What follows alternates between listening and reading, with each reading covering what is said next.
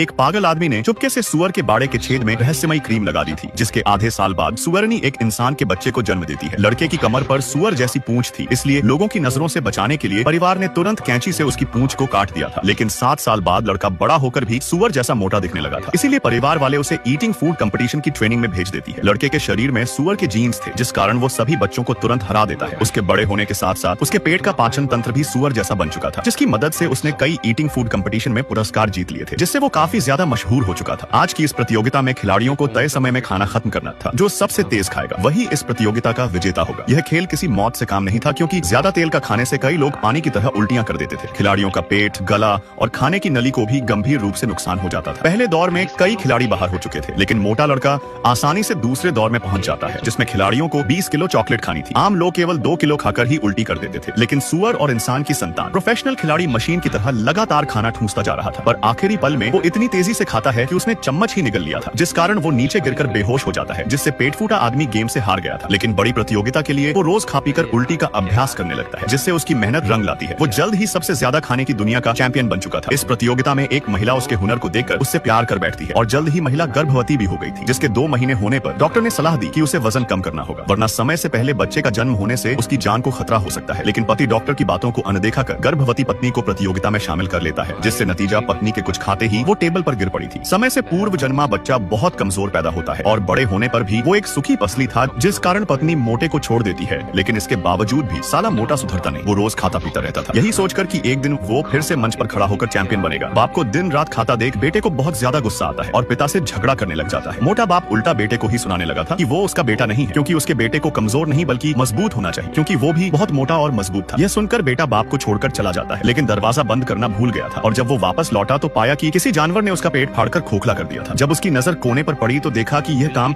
एक भूखी बिल्ली ने किया था।